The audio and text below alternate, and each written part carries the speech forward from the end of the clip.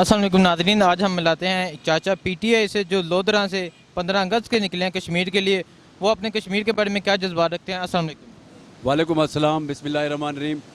मैं 15 अगस्त से यौम सियाह मनाने के लिए निकला हूँ और मैं लोधरा से होता हुआ भावलपुर लोधरा से होता हुआ मुल्तान से होता हुआ कबीरवाला, शोरकोट, झंग और झंग से फैसलाबाद और फिर आज मैं पिंडी पहुँचा हूँ। तो इंशाअल्लाह मेरी अगली मंजिल जो है वो आज़ाद कश्मीर है, मुज़फ़्फ़राबाद। तो मैं अपने बच्चों को, अपने बीवी बच्चों को, घर बार को छोड़ के, अपने बहन भाइयों को छोड़ के 40 डिग्री सेंटीग्रेड में धूप में निकला हुआ हूँ। तो मैं अपने कश्मीरी बहन भाइयों के साथ इजहार यकजहती करता हुआ बाहर निकला हूँ।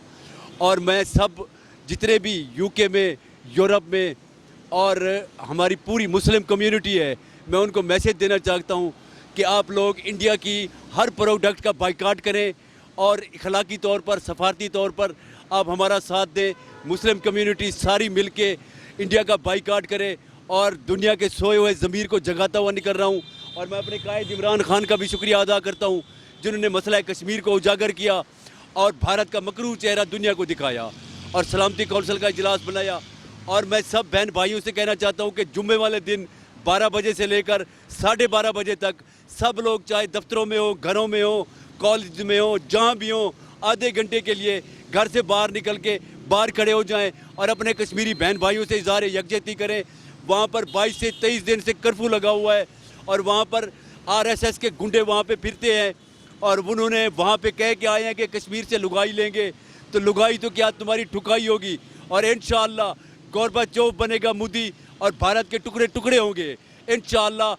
पाक फौज जिंदाबाद, इमरान खान जिंदाबाद, पाकिस्तान पाइंदाबाद, कश्मीर बनेगा पाकिस्तान। अच्छा, इमरान खान ने कल बयान दिया कि जब तक कश्मीर आज़ाद नहीं होता मैं कश्मीर का मुकदमा लड़ूंगा। तो क्या कहते हैं आप इसके बारे में? जी बिल्कुल, आई एम चाचा पीटीआई। हम इसीलिए ये इस लीडर को लेके आए थे, इसी वजह से लेके आए थे क्योंकि दुनिया के साथ टकराने के लिए और मुस्लिम जितने भी हैं, 1 अरब मुसलमान की क़यादत हम पाकिस्तान ही करेंगे, इमरान खान ही करेगा और दुनिया को इमरान खान की बात माननी होगी और मुस्लिम कंट्रीज़ को भी इमरान खान की बात माननी होगी। ये पहले जैसी वाली बात नहीं है, इस बार नीट एंड क्लीन लीडर है और लीडर की बात दुनिया को सुननी होगी। अच्छा, शेर रशीद साहब ने बयान दिया कि मैं अक्टूबर या नवंबर में पाक बड़ा जंग देख रहा हूँ, हमने एटम बम शबरात पे चलाने के लिए नहीं बनाया। तो क्या कहते हैं? बिल्कुल बिल्कुल, ये एक इंतहा पसंद टोला है। पूरे भारत में जितने भी है, महाभारत कहलाने वाले का असल चेहरा सामने निकल आया है। सारे लोग वहाँ पे भूख से मर रहे हैं।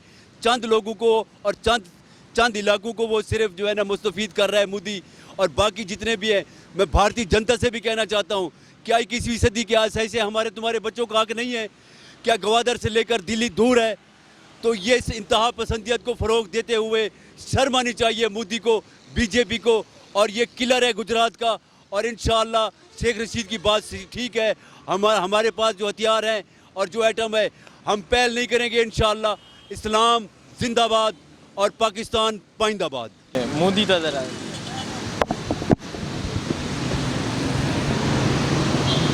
चेहरा दिखा रहे हैं हम लोग। मोदी एक किलर है, इंतहा पसंद है और इसने गुजरात में मुसलमानों का कत्लेआम किया है। ये एक इंतहा पसंद हिंदू है और ये अपने अहिंसा का आदर्श भूल चुका है। इसकी आइडियल रामकृष्ण नहीं है, इसकी आइडियल नेतन्याहू और हिटलर हैं। ये किसी भी दौर पर, ये कोई भी इंसानियत के नाम पर इसने कत्लेआम शुरू किया हुआ है।